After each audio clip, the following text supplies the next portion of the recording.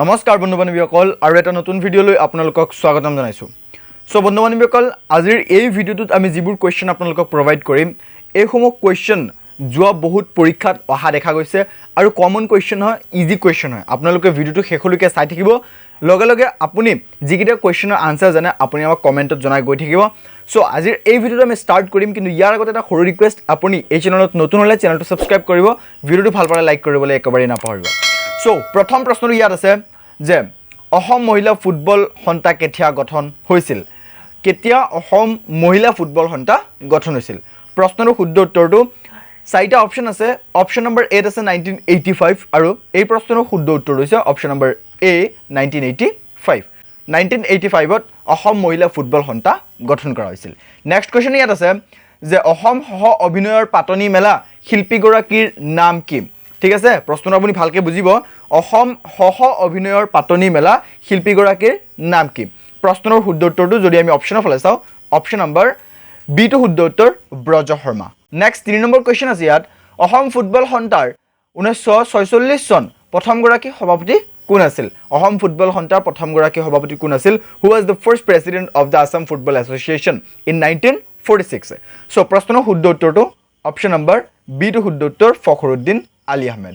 ফখৰুদ্দিন আলী আহমেদ আছিল অসম ফুটবল সন্থাৰ first president. মনত ৰাখিব, first president of Assam football association in 1946 Fakhruddin Ali Ahmed. বন্ধু-বান্ধৱীসকল, আপোনালোকৰ কাৰণে আমি স্পেচিয়েলি গ্ৰেড 3 গ্ৰেড 4ৰ কাৰণে আমি 1000+ কুৱেশ্যনৰ এটা ই বুক ক্ৰিয়েট কৰিছোঁ, যিটো ই বুকত আমি আপোনালোকক Assam history, Assam sports G K, national parks of Assam, religion and festival of Assam, culture of Assam, লগতে আমি মিক্সড 400+ কুৱেশ্যন ইনক্লুড কৰিছোঁ। ইয়াৰ লগতে আমি ইণ্ডিয়ান হিষ্ট্ৰী আৰু ইণ্ডিয়ান জিঅ'গ্ৰাফীৰ কুৱেশ্যন আমি ইনক্লুড কৰিছোঁ।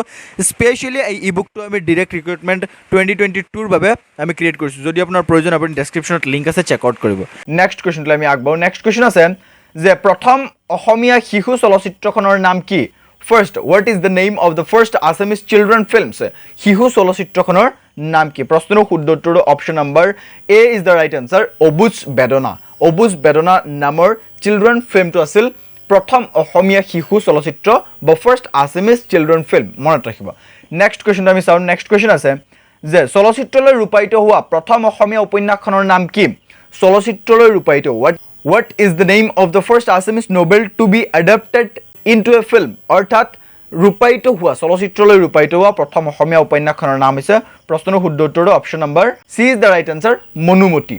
মনুমতি আছিল চলচ্চিত্ৰলৈ ৰূপায়িত হোৱা প্ৰথম অসমীয়া উপন্যাসখনৰ নাম।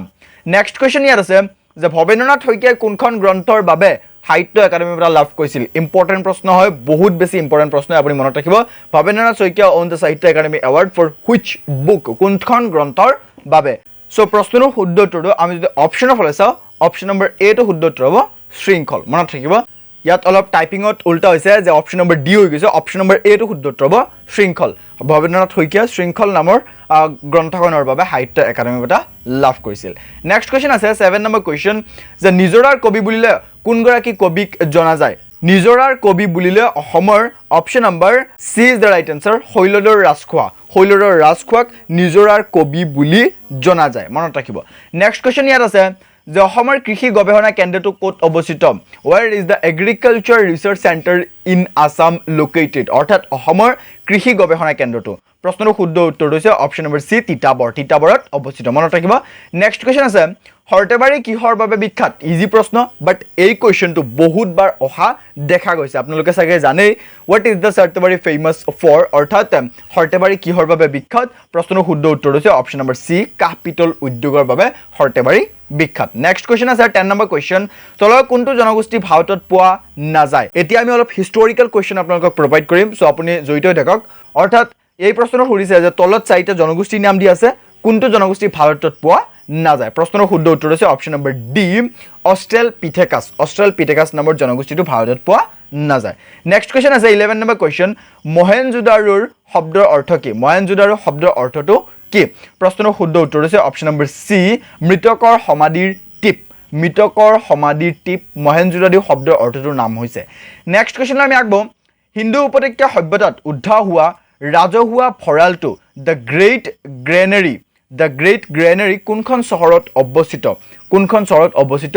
আছিল মনত ৰাখিব হিন্দু উপত্যকা সভ্যতাত উদ্ধাৰ হোৱা বৃহৎ ৰাজহুৱা ভঁৰাল এটো ৰাজহুৱা ভঁৰালৰ নাম দ্য গ্ৰেট গ্ৰেনাৰী কোনটো চহৰত অৱস্থিত আছিল প্ৰশ্নৰ শুদ্ধ উত্তৰটো option number A is the right answer Harappa হৰপ্পাত হিন্দু উপত্যকাত সভ্যতাত উদ্ধাৰ হোৱা ৰাজহুৱা ভঁৰাল দ্য গ্ৰেট গ্ৰেনাৰী অৱস্থিত আছিল মনত ৰাখিব নেক্সট ইজ বেদৰ অন্য এটা নাম হল বেদৰ অন্য এটা নাম কি another name of the vedas is প্ৰশ্নৰ শুদ্ধ উত্তৰ অপচন নম্বৰ এ শ্ৰুতি বেদৰ আৰু এটা নাম হৈছে শ্ৰুতি মনত ৰাখিব নেক্সট আছে কোনখন বেদ আটাইতকৈ পুৰণি ইম্পৰ্টেন্ট প্ৰশ্ন মোস্ট ইম্পৰ্টেন্ট প্ৰশ্ন which veda is the oldest কোনখন বেদ আটাইতকৈ পুৰণি প্ৰশ্নটো বহুত বেছি ইম্পৰ্টেন্ট হয় পৰীক্ষাত অহাৰ বহুতে বেছি চান্স আছে সো প্ৰশ্নৰ শুদ্ধ উত্তৰ হৈছে অপচন নম্বৰ এ ঋগ বেদ আটাইতকৈ oldest বা পুৰণি বেদৰ নাম নেক্সট কোৱেশ্চনলৈ আমি আগবাঢ়ো নেক্সট কোৱেশ্চন আছে হিন্দু উপত্যকাত সভ্যতাত কোন যুগৰ হিন্দু উপত্যকা সভ্যতা কোন যুগৰ which era of the Indus Valley civilization কোনটো যুগৰ সো প্ৰশ্নৰ শুদ্ধ উত্তৰ হৈছে অপচন নম্বৰ সি তাম্ৰ যুগৰ মনত ৰাখিব তাম্ৰ যুগৰ হিন্দু উপত্যকা সভ্যতাটো তাম্ৰ যুগৰ নেক্সট কোৱেশ্চন আমি চাম হিন্দু উপত্যকা সভ্যতাৰ প্ৰথম খনন আৰম্ভ হৈছিল the first excavation of the Indus Valley civilization began অৰ্থাৎ হিন্দু উপত্যকা সভ্যতাৰ প্ৰথম খনন আৰম্ভ হৈছিল প্ৰশ্নৰ শুদ্ধ উত্তৰ অপচন নম্বৰ বি 1921 খ্ৰীষ্টাব্দত প্ৰথমে Indus Valley civilization excavation হৈছিল নেক্সট কোৱেশ্চন আমি চাও 17 নম্বৰ প্ৰশ্ন আছে কোনখন চহৰক মৃতকৰ চহৰ সিটি অফ ডেড আখ্যা দিয়া হয় which city is called the city of the dead কোনখন চহৰক মৃতকৰ চহৰ বুলি কোৱা হয় প্ৰশ্নৰ শুদ্ধ উত্তৰ অপচন নম্বৰ বি মহেঞ্জোদাৰোক মৃতকৰ চহৰ বুলি আখ্যা দিয়া হৈছিল the city of the dead next question আছে হৰপ্পাত খনন কাৰ্য চলাইছিল কোনে হৰপ্পাত খনন কাৰ্য চলাইছিল excavation was carried out in হৰপ্পাত খনন কাৰ্য চলাইছিল অপচন নম্বৰ এ ডি সাহানিয়ে প্ৰথমে হৰপ্পাত খনন কাৰ্য চলাইছিল মহেঞ্জোদাৰো সভ্যতা আৱিষ্কাৰত কোন জড়িত আছিল who was the involved in the discovery of the Mohenjo-daro civilization প্ৰশ্নৰ শুদ্ধ উত্তৰ option number C is the right answer R D Banerjee জড়িত আছিল মহেঞ্জোদাৰো সভ্যতা আৱিষ্কাৰত মনত ৰাখিব নেক্সট কোৱেশ্চনলৈ মুভ কৰো ইয়াত আছে লোথালৰ আৱিষ্কাৰত কোন জড়িত আছিল who was involved in Lothal discovery প্ৰশ্নৰ শুদ্ধ উত্তৰ option number B S R Rao আছিল লোথালৰ আৱিষ্কাৰত থকা জড়িত ব্যক্তিজন নেক্সট আছে তলৰ কোনখন ঠাইত ঘোঁৰাৰ অৱশেষ পোৱা গৈছিল তো প্ৰশ্নৰ শুদ্ধ উত্তৰ যদি আমি অপচনৰ ফালে চাও option number C is the right answer Surkotada নামৰ ঠাইত ঘোঁৰাৰ অৱশেষ পোৱা গৈছিল হিন্দু উপত্যকাত মানুহৰ বাবে ঘোঁৰা আছিল হিন্দু উপত্যকাত মানুহৰ বাবে ঘোঁৰাটো কি আছিল option number B is the right answer অপৰিচিত জন্তু বুলি তেওঁলোকে ভাবিছিল হিন্দু উপত্যকাত হিন্দু সভ্যতাত মানুহৰ ভাবে ঘোঁৰা আছিল অপৰিচিত জন্তু নেক্সট আছে তলৰ কোনবিধ ধাতুৰ ব্যৱহাৰ হিন্দু উপত্যকাৰ মানুহে কৰা নাছিল ৰূপ টিন ব্ৰঞ্জ আৰু লো সো প্ৰশ্নৰ শুদ্ধ উত্তৰ option number D is the right answer লোক হিন্দু সভ্যতাৰ বা হিন্দু সভ্যতাৰ লোকসকলে ব্যৱহাৰ কৰা নাছিল মনত ৰাখিব নেক্সট আছে যে আৰ্যসকলে ভাৰতত প্ৰথমে কোত বাস কৰাৰ কথা জনা যায় প্ৰশ্নৰ শুদ্ধ উত্তৰ অপচন নম্বৰ সি পঞ্জাবত বাস কৰাৰ কথা জনা যায় last question but not the least বলি কি বলি হৈছে অপচন নম্বৰ এ এবিড কৰ বলি আছিল এবিড কৰৰ নাম মনত ৰাখিব সো বন্ধুসকল আজিৰ এই ভিডিঅ'ৰ ইমানখিনি আমি আপোনালোকক 25 কোৱেশ্চন প্ৰভাইড কৰিছো and all of this question R very important for your exam upcoming exam like Assam direct recruitment 2022 so আপুনি যদি গ্ৰেড 3 গ্ৰেড 4 এক্সাম দিবলৈ গৈ আছে ভালকে প্ৰিপাৰেচন কৰক বেষ্ট অফ লাক আপোনালোক সকলোকে আপুনি আমাৰ লগত জড়িত হৈ থাকক চেনেলটো সাবস্ক্ৰাইব কৰক আমি আপোনালোকক এনেকা ধৰণে প্ৰিপাৰেচন কৰাই গৈ থাকিম আজিৰ ভিডিঅ'টো ইমানখিনি আপোনাৰ লগত আকৌ লগ পাম আৰু এটা ভাল আৰু মোষ্ট ইম্পৰ্টেণ্ট ভিডিঅ'তে তেতিয়ালৈকে আপুনি আমাৰ লগত জড়িত থাকক ধন্যবাদ জয় অসম